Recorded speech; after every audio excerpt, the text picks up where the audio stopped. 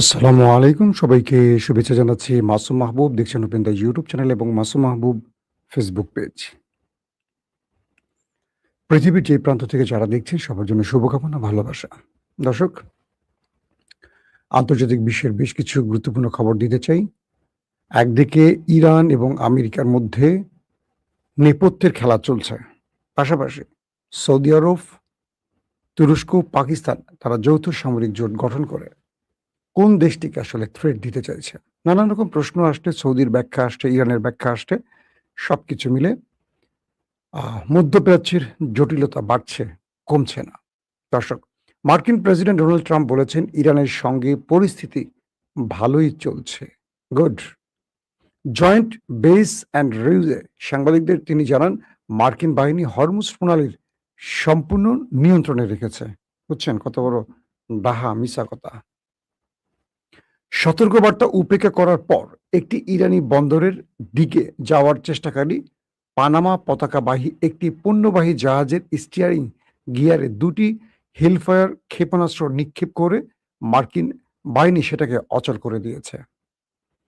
Hormuz প্রণালী পুনরায় খোলার আগে ইরান মার্কিন যুদ্ধ ও অবরোধ সম্পূর্ণ অবসান, জব্দকৃত সম্পদ মুক্তি এবং একটি আঞ্চলিক যুদ্ধবিরতির দাবি জানিয়েছে। ইরানের সর্বোচ্চ জাতীয় নিরাপত্তা পরিষদের সচিব মহসেন রেজাই বলেন, সব শর্ত পূরণ না হওয়া পর্যন্ত প্রণালীটি মানে হরমুজ প্রণালী বন্ধ থাকবে। দর্শক, একটি সাবা সংবাদ সংস্থার তথ্য মতে ইয়েমেনের হুতিরা বাব আল মানদেব প্রণালীতে সামরিক সরঞ্জাম বহনকারী একটি সৌদি জাহাজকে লক্ষ্যবস্তু বানিয়েছে। অর্থাৎ সামরিক অস্ত্র বোঝাই করা একটি জাহাজ সৌদি আরবে সেটাকে উড়িয়ে দিয়েছে ইয়েমেনের, অর্থাৎ ইরানের প্রক্সি বাহিনী, ইয়েমেনের হুতি বাহিনী। পাশাপাশি কাতার জানিয়েছে, হরমুজ প্রণালী নিয়ে নৌ চলাচলের ভবিষ্যৎ নিয়ে ওমান ইরানের মধ্যে আলোচনা ভালোই অগ্রগতি হয়েছে। পাশাপাশি মার্কিন ইসরায়েল যুদ্ধ বন্ধ এবং হরমুজ প্রণালীর অবরোধ মুক্ত করার মধ্যস্থতা প্রচেষ্টা অংশ হিসেবে ইরানি কর্মকর্তাদের সঙ্গে আলোচনার জন্য পাকিস্তানের স্বরাষ্ট্রমন্ত্রী মোহসেন নাকভি ইরান সফর করেছেন। দর্শক, আসেন এবার আপনাদেরকে কয়েকটা খবরের বিশ্লেষণ তুলে ধরার চেষ্টা করছে। ট্রাম্প জোর দিয়ে বলেছেন যে পুরো হরমুজ প্রণালী তাদের কন্ট্রোলে আছে, এটা ইরানের হাতে নেই, এটা আছে এখন আমেরিকার হাতে। তার উত্তরে ইরানের ব্রিগেডিয়ার জেনারেল হোসেন মেহবিব মঙ্গলবার উল্লেখ করছেন যে ইরান ইরাক যুদ্ধের সময় পারস্য উপসাগরে যুক্তরাষ্ট্রের ১০০টিরই বেশি যুদ্ধ জাহাজ ছিল।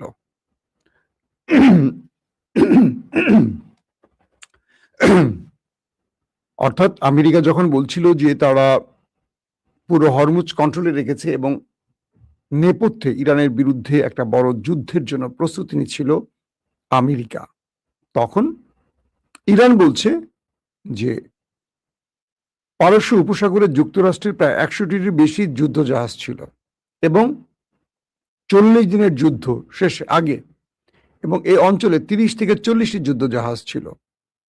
ওয়াশিংটন এখন পারস্য উপসাগরের কোনো ওয়াশিংটনের এখন আর পারস্য উপসাগরে কোনো যুদ্ধ জাহাজ নেই। মানে ইরান তাদের সবগুলোকে ধাবড়িয়ে এলাকা ছাড়া করেছে। মেহবিব বলছেন, যুক্তরাষ্ট্র যুদ্ধের পরিণতি নিজেদের ভূখণ্ড থেকে দূরে রাখতে চাইলেও যুদ্ধ চলাকালীন ইরানের প্রতিক্রিয়া সংঘাতের দায়ভার পুনরায় প্রতিপক্ষের উপর চাপিয়ে দিয়েছে। তিনি বলেন, ইরানের সাউথ পার্স, আপনারা জানেন যে মানে ইরানের যে কয়েকটা মানে তেল গ্যাস ক্ষেত্রে অ্যাটাক করেছে, তার মধ্যে উল্লেখযোগ্য একটি হলো ইরানের সাউথ পার্স গ্যাস ক্ষেত্র এবং আসালুহ জ্বালানি কেন্দ্র। মার্কিন হামলার পর ইরান, যুক্তরাষ্ট্র ও ইসরায়েল তাদের মিত্রদের সাথে যুক্ত হয়ে যে লড়াইটা শুরু হয় এবং সেখানে দূরপাল্লার ক্ষেপণাস্ত্রের মাধ্যমে ইরান আমেরিকাকে যে জবাবটি দিয়েছিল, তার পরপরই ক্রমান্বয়ে এই অঞ্চল থেকে আমেরিকা পালাতে শুরু করে। দর্শক, ট্রাম্প কি বলছিলেন তার বিষয়টি একটু আমরা উল্লেখ করি, তারপর আরেকটু আলোচনায় আসতে চাই। মার্কিন প্রেসিডেন্ট ডোনাল্ড ট্রাম্প বলছেন যে ইরানকে তিনি বিশ্বাস করেন না এবং দাবি করেছেন যে হরমুজ প্রণালীর উপর বর্তমান যুক্তরাষ্ট্রের সম্পূর্ণ নিয়ন্ত্রণ রয়েছে। আমি ইরানকে বিশ্বাস করি না, ট্রাম্প বলছেন। আপনি বলছেন আমি ইরানকে বিশ্বাস করি, আমি সেই ব্যক্তি যে ইরানকে বিশ্বাস করার কথা ভাবতেও পারি না। ওরে ট্রাম্প কাকু রে! তাই তিনি বলছেন তারা আমার সাথে অনবরত মিথ্যা বলছে। আমাকে সিনেমার দিলদার বানিয়ে ফেলেছে। এই কথাটা বলে না, এই কথাটা আমি বললাম আরকি। আমাকে সিনেমার দিলদার বানিয়ে ফেলেছে। আমি মার্কিন যুক্তরাষ্ট্রের প্রেসিডেন্ট, তারা আমার সাথে মিথ্যা বলে আমাকে ধোঁকা দিচ্ছে। আমাকে ক্ষমতা থেকে সরাবার জন্য প্ল্যান করছে, এরকম কিছু আরকি। এই মুহূর্তে হরমুজ প্রণালীর উপর আমাদের পূর্ণ নিয়ন্ত্রণ রয়েছে, ট্রাম্প বলছেন। তাদের কোনো নিয়ন্ত্রণ নেই। পূর্ণ নিয়ন্ত্রণ আমাদের, এটা আমাদের মালিকানাধীন। তিনি বলছেন এটা নাকি তাদের মালিকানাধীন হরমুজ প্রণালী, বুঝছেন? আমার ট্রাম্পের জন্য মাঝে, মাঝে ভালো লাগে যে এই একটা লোক না থাকলে আমরা এত বিনোদিত হতাম কি করে, বলেন আপনারা? এদিকে ইরান পুরো হরমুজ প্রণালী শুধু কন্ট্রোলে রাখে নাই, এখন পর্যন্ত এখান দিয়ে কোনো জাহাজ চলাচল করতে দিচ্ছে না ইরান। আর আমেরিকা স্বপ্নে বলতেছে তাদের কন্ট্রোলে। ইরান কি বলছে দেখেন, সর্বোচ্চ জাতীয় নিরাপত্তা পরিষদ এসএনএসি এসএনএসসি নবযুক্ত প্রধান মহসেন রেজাই তেহরানে নিযুক্ত চীনা রাষ্ট্রদূত জং পিয়ং এর সঙ্গে বৈঠক করেছেন। সে সময় যুক্তরাষ্ট্রকে উদ্দেশ্য করে বলেন, যুক্তরাষ্ট্রকে অবশ্যই ইরান ও তার আঞ্চলিক মিত্রদের বিরুদ্ধে যুদ্ধ বন্ধ করতে হবে এবং হরমুজ প্রণালী সম্পূর্ণরূপে পুনরায় খোলার জন্য ইরানের আটকে থাকা তহবিল ছেড়ে দিতে হবে।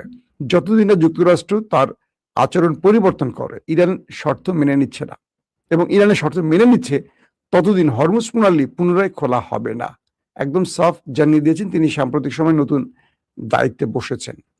দর্শক, এই হলো আজকের কয়েকটি গুরুত্বপূর্ণ আমরা আংশিক আপনাদের জানালাম। আসেন কি হচ্ছে। ইরান এই মুহূর্তে হরমুজ প্রণালী বন্ধ করে দিয়ে তাদের মূল খেলাটা খেলছে এবং আমেরিকা যত দাবি করুক, আসলে হরমুজ প্রণালী পুরোটাই ইরানের দখলে আছে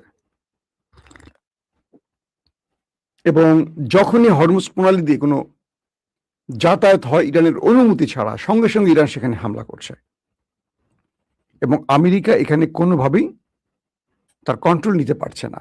হ্যাঁ, আমেরিকাও চেষ্টা করছে ইরানের জাহাজকে টার্গেট করতে, এটা সত্য কথা। এবং যখনই এই চিন্তাটা ইরানের বিরুদ্ধে আমেরিকা করছে, তখন অটোমেটিক দেখা যায় যে ইরান আমেরিকার জাহাজকে আবার টার্গেট করে বসছে। এরই মধ্যে আরো কিছু খবর আসছে এরকম যে সৌদি আরবে এ পর্যন্ত ইয়েমেনের হামলায় শতাধিক সেনা প্রাণ হারিয়েছে। মধ্যপ্রাচ্যের বেশ কিছু আউটলেট বলছে, প্রথম যে রিপোর্টটিতে এসছে সেখানে বলা হয়েছে তাদের ৩০ জন সেনা প্রাণ হারিয়েছে এবং ৫০ জন আহত হয়েছে। পরবর্তী আরো বেশ কিছু আউটলেট এবং পশ্চিমা দুনিয়ার আরো কিছু গণমাধ্যম বলছে যে হুতিদের হামলায় সৌদির ৬০ জনের বেশি, বুঝতে পারছেন, ৫০-৬০ যেটাকে আমরা বলি, ৬০ জনের বেশি সেনা চলে গেছে বিশেষ জায়গায়। এবং আরো কিছু আউটলেট বলছে যে হামলার ধারাবাহিক হামলায় তাদের প্রায় শতাধিক সেনা হতাহত হয়েছে। পাশাপাশি তাদের তেল ক্ষেত্রগুলো জ্বালিয়ে দেওয়া হয়েছে, আরামকো থেকে শুরু করে, এবং তাদের গুরুত্বপূর্ণ পানি শোধনাগার থেকে শুরু করে তাদের আরো যে গুরুত্বপূর্ণ স্ট্রাকচারগুলো আছে সেখানে হুতিদের হামলায়, তাদের জাহাজে হুতিদের হামলায়, তাদের অস্ত্রের জাহাজে, তেলের জাহাজে হুতিদের হামলায় ব্যাপক ক্ষয়ক্ষতি হয়েছে। বিষয়টা কি আসলে? যে সৌদি আরব শান্ত ছিল, যে সৌদি আরব ইরানের সাথে কোনো বিরোধে যাচ্ছিল না, হঠাৎ করে তারাই কাজটা করলো কখন? যখন আয়াতুল্লাহ আলী খামেনির জানাজা শেষ হলো, তার পরপরই হুতিদের একটা প্রতিনিধি দল ইয়েমেন থেকে ইরানে আসে এবং তারা যখন সানা বিমানবন্দরে নামতে যায়, তখন সেই সানা বিমানবন্দর রানওয়ে লক করে দেয় সৌদি আরব এবং দুই দেশের মধ্যে উত্তপ্ততা বাড়ে এবং সানাতে হুতিদের বিমানটিকে টার্গেট করে হিট করে সৌদি আরব। পরক্ষণে সে বিমানটি অন্য একটি শহরে গিয়ে নামে। এরপর হুতিরা প্রতিশোধ হিসেবে সৌদির উপর টার্গেট করে। এটা হলো তাদের স্টার্টিং যাত্রা। এরপর ইরানের কিছু মিলিশিয়াদের টার্গেট করে সৌদি এবং আমেরিকা একযোগে হামলা করে। এর উত্তরেই ইরান পাল্টা জবাব না দিলে তার প্রক্সি হুতিদের দিয়ে সৌদিকে মোটামুটি নাচিয়ে তুলেছে। সৌদি আরব এখন হুতি বা ইরানের ভয় বলা যায়, তারা আমেরিকার বলয় থেকে বেরিয়ে এমন একটি বলয় চুজ করছে, অর্থাৎ মুসলিম ব্লক। কারণ আমেরিকা ব্লকে যখন ইরান হামলা করে, বিশ্ব এটাকে অ্যাপ্রিসিয়েট করে, তাই তারা পাকিস্তান বা তুরস্কের মতো দুটো শক্তিশালী দেশকে তাদের পাশে আনছে এই ইস্যুটি আমাকে অনেকে প্রশ্ন করেছেন। এটা নিয়ে আমি আজকে বা কালকে আমাদের তুরস্কের কি বলে টিআরটি ওয়ার্ল্ডের সাংবাদিক ওয়ালিদ বিন সিরাজের সাথে একটা লাইভ করবো। আমি মাঝখানে একটু সফরে ছিলাম, তা ৩-৪ দিন কোনো ভিডিও দিতে পারিনি। অলিদ ভাইয়ের সাথে আমার টেলিফোনে বারবারই কথা হচ্ছিল। দুজনের টাইম সেট করেও আমি আসলে সময় দিতে পারিনি। তো আমি আবার কালকে আরেকটা জরুরি কাজে বের হব। চেষ্টা করব ওই সফর সময়টার মধ্যেই আপনাকে আপডেট সংক্ষিপ্ত হলেও খবরগুলো পৌঁছে দেওয়ার জন্য। কারণ আপনারা মুখিয়ে থাকেন খবরের জন্য। আমাকে অনেকেই কমেন্ট করেন এরকম যে, "মাসুম ভাই আপনার জন্য খুব টেনশন হচ্ছিল। দোয়া করছিলাম, নামাজ পড়ে দোয়া করছিলাম।" আমার না মানে এই কথাগুলো এই কমেন্টগুলো যখন পড়ি আমার চোখ ভিজে যায় যে মানুষ মানুষকে ভালোবাসে এভাবে। এই পৃথিবীতে নিঃস্বার্থ ভালোবাসা পাওয়ার মানে সবার সৌভাগ্য হয় না। আমি কালকে থেকে আমি অনেকগুলো কমেন্ট পড়েছিলাম। মাসুম ভাই আপনাকে ২ দিন পাচ্ছি না, ৩ দিন পাচ্ছি না, ৪ দিন আমাদের টেনশন বাড়ছিল। আমরা দোয়া করছিলাম আপনার জন্য। আসলে আমার আর কিছু লাগবে না। আপনাদের কাছ থেকে যে ভালোবাসা পেয়েছি, সবচেয়ে মূল্যবান জিনিস হলো দোয়া। এই দোয়াটা সবার ভাগ্যে জোটে না। আমি চেষ্টা করব আপনাদের কমেন্টগুলো পাওয়ার পর আমার মনে হচ্ছিল যে আমাকে আরেকটু সিরিয়াস হতে হবে। সফরের মধ্যে কষ্ট হলেও একটু করে হলেও আপনাদের সংক্ষিপ্ত খবরগুলো আমার দেয়া উচিত। আমি ইনশাআল্লাহ কালকে থেকে হয়তোবা আবার সফরে বেরোবো। আমি আপনাদেরকে আবারও আপডেট খবর দেওয়ার চেষ্টা করব। প্রতি মুহূর্তে যে খবরগুলো আসবে আমি দেব, সংক্ষিপ্ত হলেও দেব। হয়তো শুনতে বুঝতে একটু কষ্ট হবে আপনাদের। আমি কখনো গাড়িতে থাকবো, কখনো হোটেলে থাকবো। এইজন্য বললাম। তো এই মুহূর্তে ইরান এবং আমেরিকার মধ্যে যে মূল খেলাটা, পাকিস্তানের স্বরাষ্ট্রমন্ত্রী এসছেন, ইরানের সাথে কথা বলেছেন। ওমান ইরানের মধ্যে আলোচনা চলছে। কাতার যেটা বলছে, এই মুহূর্তে ইরান তাদের ৪ টা শর্ত তুলে দিয়েছে আমেরিকাকে। যেটা আমি লাইভে শুরুতেই বলেছি আপনাদের। এই শর্তগুলো যদি আমেরিকা মেনে নেয়, তাহলে চুক্তিটা আবার হবে, হরমুজ খুলে দেবে। ইরানের সাফ কথা, আমাদের যে লাস্ট ৪ টা শর্ত আছে, যদি ৪ টা শর্ত আমেরিকা না মানে, হরমুজ আর কখনো খোলা হবে না। আমেরিকা যা করে করুক, হরমুজ বন্ধ। আর আমেরিকা যদি শর্ত মেনে নেয়, এখনই হরমুজ খুলে দেয়া হবে। তো এখন পর্দার আড়ালে ট্রাম্পের বক্তব্য অনুসারে যেটা বুঝলাম, ট্রাম্প নিজেই বলছেন ইরানের সাথে আমাদের আলোচনা ভালোই চলছে। যদিও আমি ইরানকে বিশ্বাস করি না। এটা হচ্ছে মার্কিন প্রেসিডেন্ট ডোনাল্ড ট্রাম্পের বক্তব্য। বিশ্বাস না করলেও আলোচনা চলছে। তো আশা রাখি একটা ভালো রেজাল্ট আসবে। দর্শক, আমি চাইবো নেক্সট ভিডিওতে দুপুরের যে বা বিকেলে আরেকটা ভিডিও লাইভ করতে, সেখানে বাংলাদেশের ইস্যুগুলো নিয়ে আসবো। যারা বাংলাদেশের খবর জানতে চান তাদেরকে অগ্রিম বলে রাখলাম। আজকে বিকেল নাগাদ আমি আরেকটা লাইভে আসার চেষ্টা করব, সেখানে বাংলাদেশের প্রসঙ্গ আমি রাখবো। তো এখনকার মতো বিদায় নিতে চাই। আমি দেখতে পাচ্ছি আপনারা যারা যারা কমেন্ট করছেন। কক্সবাজার থেকে এক ভাই কমেন্ট করছেন, নোমান ভাই, মিলন ভাই আমার জন্য আপনাকে ভালোবাসি, আপনি নিরপেক্ষ সংবাদ দেন। ধন্যবাদ ভাই। আমি আপনাদের সবার নাম বলতে পারছি না। ইনশাআল্লাহ দোয়া করবেন। আল্লাহ হাফেজ।